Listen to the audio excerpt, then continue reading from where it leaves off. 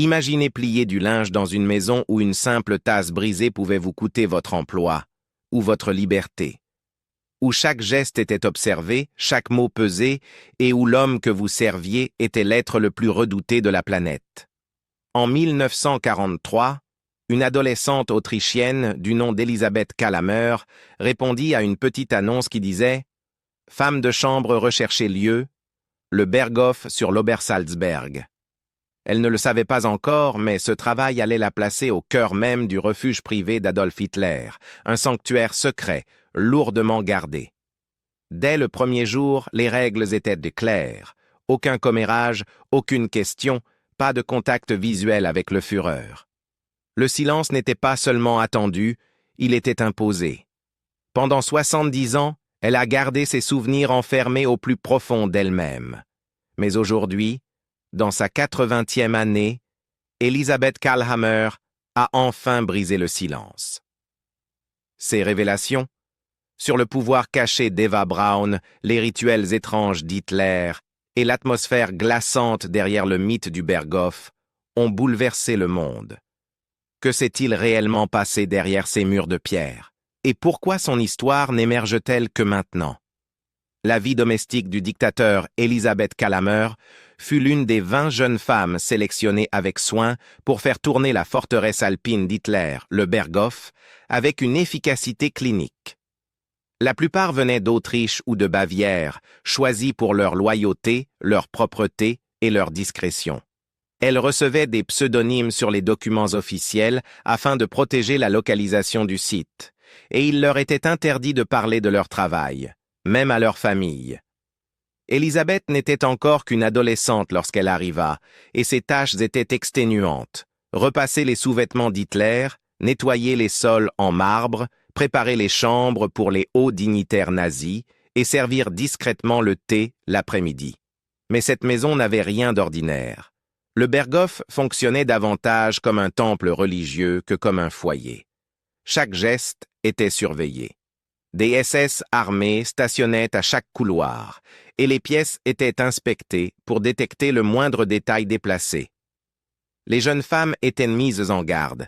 Briser une tasse, égarer un uniforme ou parler à tort et à travers pouvait mener à un renvoi immédiat, ou pire encore, à une réaffectation sur le front de l'Est. On se sentait comme une poupée en porcelaine dans une boutique de cristal, se souviendra plus tard Elisabeth. Une seule fissure et tout volait en éclats. Le quotidien du personnel était dicté par les rituels personnels du Führer. Hitler insistait pour suivre un régime strictement végétarien, pas de viande, ni poisson, ni alcool à sa table. Les repas étaient volontairement fades, censés refléter sa prétendue autodiscipline.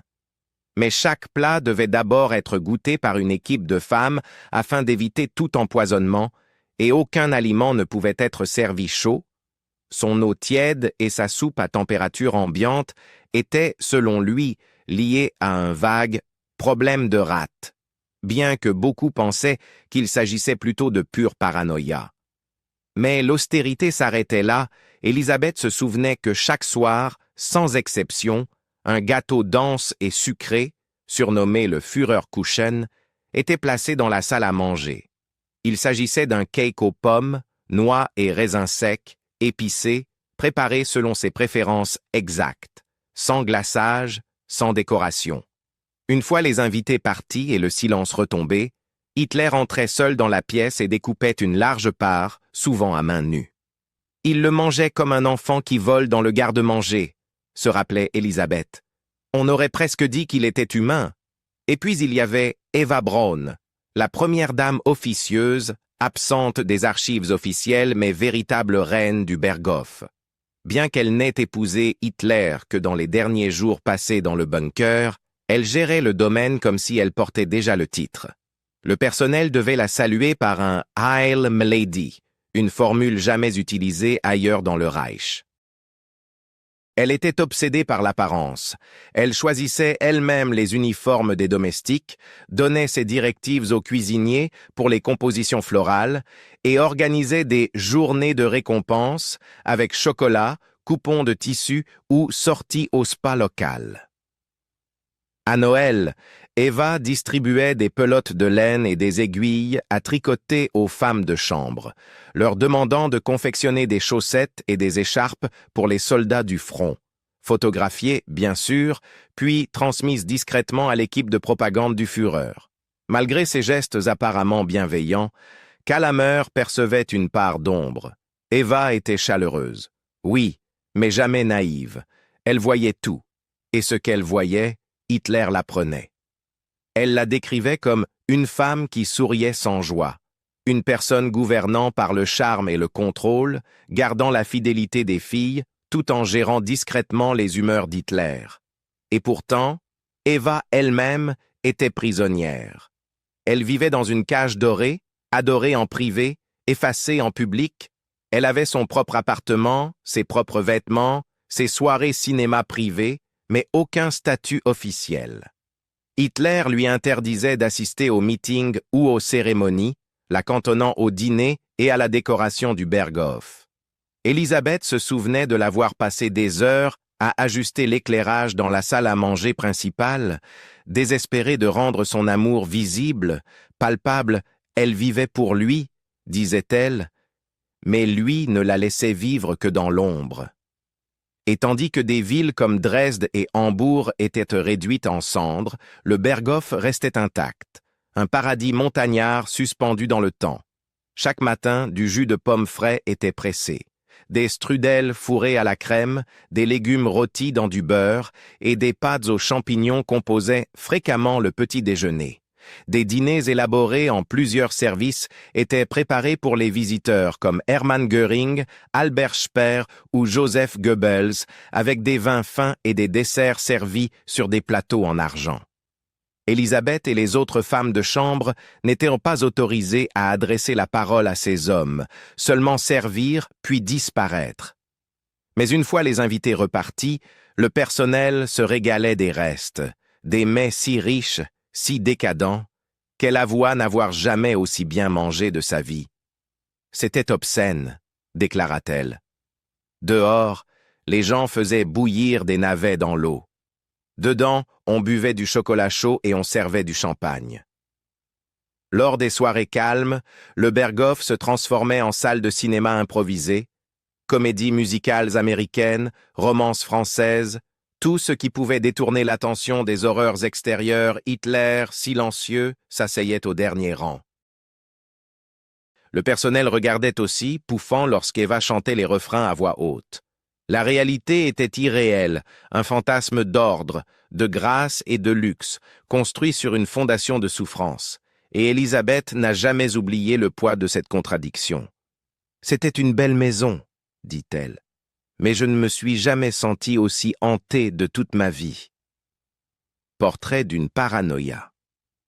Bien que le monde ait vu Adolf Hitler comme une figure de commandement absolu, Elisabeth Calamer fut témoin d'une toute autre réalité, faite de paranoïa grandissante, de comportements erratiques et d'une terreur silencieuse. Derrière les saluts théâtraux et les apparences soigneusement mises en scène, l'homme qui gouvernait l'Europe vivait de plus en plus sous l'emprise de la peur. Au moment où Calamer commença ses fonctions au Berghof, l'empire d'Hitler montrait déjà des signes de fissure, et son tempérament reflétait cette instabilité. « Élisabeth, ne parle jamais à moins qu'on ne t'adresse la parole », la prévint une supérieure dès les premiers jours. « Et surtout, ne perds jamais rien. » Ce n'était pas un conseil. C'était une règle de survie. Calamer se souvient que la moindre erreur pouvait déclencher une explosion de colère. Si un verre était déplacé de quelques centimètres, si un rideau était noué de travers, ou si un livre n'était pas exactement à sa place, Hitler entrait dans une fureur noire. Il arpentait la pièce de long en large, lançant des ordres d'une voix stridente. « Qui a touché à ça ?» cria-t-il un jour, en découvrant une cuillère tournée dans la mauvaise direction sur une table dressée pour le déjeuner. La jeune fille responsable fut renvoyée le soir même, son nom ne fut plus jamais prononcé. « Elle a disparu, » dit Élisabeth, sans explication, sans adieu. Avec le temps, le personnel apprit à marcher la tête baissée, à garder le silence quand Hitler passait et à éviter tout contact visuel, sauf en cas de nécessité. Seuls quelques anciens collaborateurs, comme son valet Heinz Ling ou sa secrétaire Traudl Jung, pouvaient l'approcher sans craindre de représailles. Tous les autres gardèrent leur distance, glissant comme des ombres dans les couloirs. Les conversations s'interrompaient dès que ses pas résonnaient. Les rires s'éteignaient brusquement. Le rire lui-même devenait rare. Son obsession de la trahison et du sabotage atteignait des sommets absurdes. Même parmi ses proches, il ne faisait confiance à personne. Il craignait que des agents étrangers n'empoisonnent ses repas, alors des goûteuses devaient manger chaque plat avant qu'il ne touche son assiette. Elisabeth raconta avoir vu une cuisinière éclater en sanglots après qu'Hitler eut refusé son plat, convaincue qu'il avait une odeur suspecte. Elle fut réaffectée dans la semaine. L'hygiène devint une autre obsession. Chaque poignée de porte devait briller comme un miroir. Hitler se lavait les mains compulsivement et portait, dit-on, ses propres mouchoirs pour éviter tout contact. Elisabeth se fit un jour réprimander pour ne pas avoir dépoussiéré le dessous d'un rebord de fenêtre, un endroit invisible à l'œil nu. « Tu ne comprends pas ?»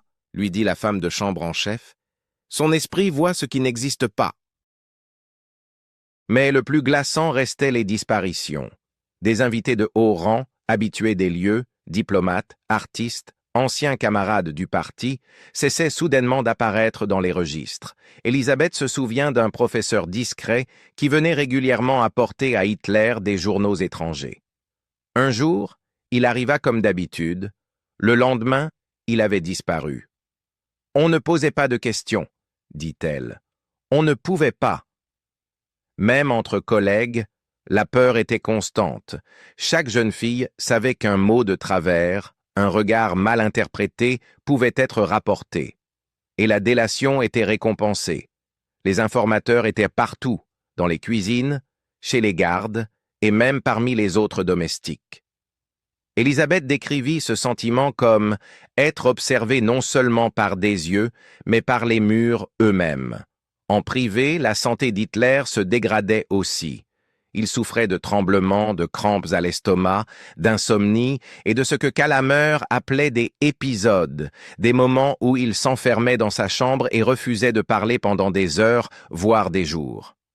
L'homme qui criait devenait l'homme qui fixait le vide, dit-elle. Et c'était pire, plus silencieux, plus vide. Ces cycles de rage, de soupçons et de repli ne firent que s'intensifier à mesure que la guerre tournait à son désavantage. Ce qui avait autrefois l'apparence du charisme s'était mué en tyrannie. « Nous le craignions », confia Elisabeth, « pas à cause de son titre, mais à cause du silence qui l'accompagnait et de la tempête qui pouvait éclater à tout instant. » Une maison de secrets. Des années plus tard, bien après la fin de la guerre et l'effondrement du Troisième Reich à travers l'Europe, Elisabeth Calamer allait pleinement saisir la portée glaçante de ce qu'elle avait entendu au Berghof. À l'époque, elle n'était qu'une adolescente. Mais dans ses couloirs sombres et ses recoins silencieux, elle avait été témoin de l'histoire dans ses derniers soubresauts désespérés.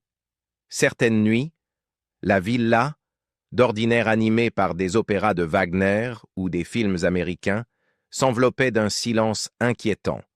Puis, brusquement, des éclats de voix perçaient derrière les portes closes.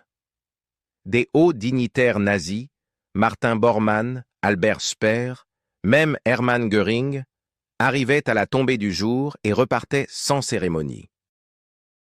En changeant les draps ou en astiquant l'argenterie, Calamer percevait des bribes de leurs échanges à travers les murs de chêne massif. Ils ne criaient pas victoire, se souvient-elle, ils criaient trahison. Elle se rappela tout particulièrement une nuit de la fin juillet 1944, quelques jours seulement après l'attentat manqué contre Hitler mené par Klaus von Stauffenberg. Ce soir-là, la tension était insupportable. Elisabeth livrait du linge plié dans un couloir lorsqu'elle entendit des voix s'élever depuis les appartements privés du Führer. Ce n'était pas simplement de la colère, c'était de la panique. Bien qu'elle n'ait pas saisi tout le sens de l'échange, des noms comme Stauffenberg, Wehrmacht et complot revenaient sans cesse. La voix d'un officier se brisa en déclarant « On ne sait pas jusqu'où ça va ». À partir de ce moment, tout bascula. Le rythme habituel de la maison s'effondra. Les gardes doublèrent. Les visiteurs furent interrogés. L'atmosphère joviale qu'Hitler aimait instaurer au dîner, racontant des anecdotes de guerre ou complimentant les desserts, disparut. Elisabeth raconta qu'Eva Braun cessa d'organiser des bals ou des soirées, préférant s'enfermer dans ses appartements, les yeux rougis, les mâchoires crispées. Même elle savait que le rêve était terminé, dit Elisabeth. Elle souriait encore, mais ses yeux, eux, étaient vides. Les livraisons de nourriture se firent plus rares. Le jus de pommes frais et les gâteaux raffinés firent place au pain rassis et à une soupe fade. Elisabeth et les autres jeunes filles portaient toujours leurs uniformes, mais les fêtes et les cadeaux cessèrent. Speer se fit moins présent. Bormann, lui, restait plus longtemps que d'habitude, souvent seul, dehors, dans la neige, une cigarette à la main. Au début de 1945, le Berghof n'était plus un symbole de puissance nazie, mais un bunker étouffant gouverné par la peur. La grandeur avait disparu. Les portraits furent décrochés, l'argenterie rangée sous clé et les rires bannis des couloirs. Les vues majestueuses des Alpes étaient masquées par des rideaux opaques tirés en permanence pour échapper aux repérages aériens alliés. Les invités cédèrent leur place aux soldats. Des SS armés patrouillaient les couloirs. Calamer se souvenait que même les femmes de chambre se murmuraient entre elles « Baissez la tête, ne regardez pas trop autour de vous ». Un après-midi, alors qu'elle frottait les sols de marbre près du grand hall, le bourdonnement des moteurs d'avion se transforma en rugissement assourdissant. Des bombardiers alliés passèrent en rase-motte et la montagne tout entière trembla. Les lustres vacillèrent violemment. Du plâtre tomba en poussière du plafond et les assiettes s'entrechoquèrent en cuisine.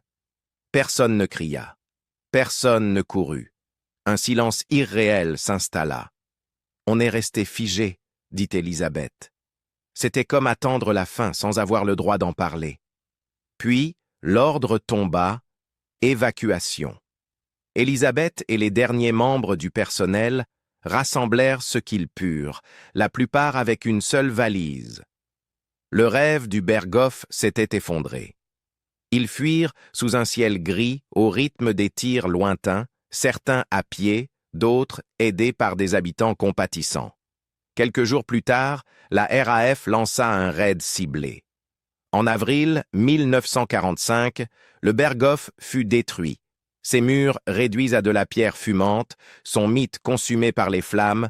« Je ne me suis pas retourné », déclara Elisabeth plus tard.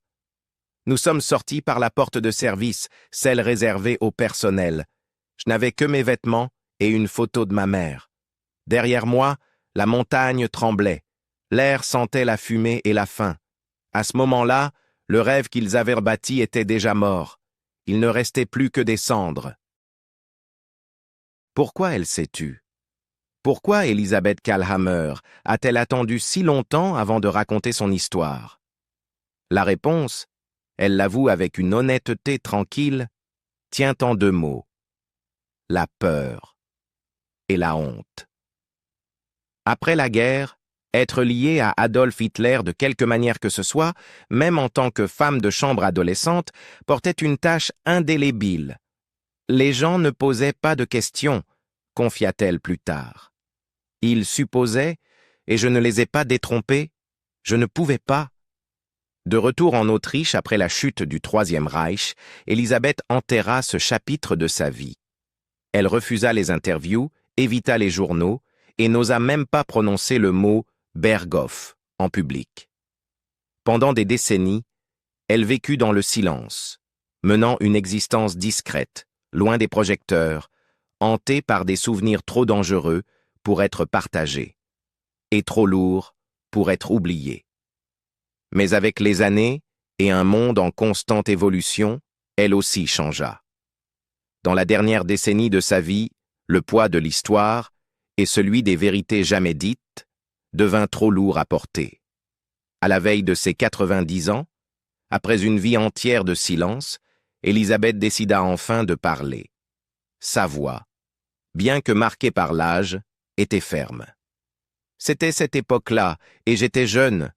J'étais fière d'être là, déclara-t-elle au Standard dans une rare interview, mais cela ne veut pas dire que j'étais fière de tout.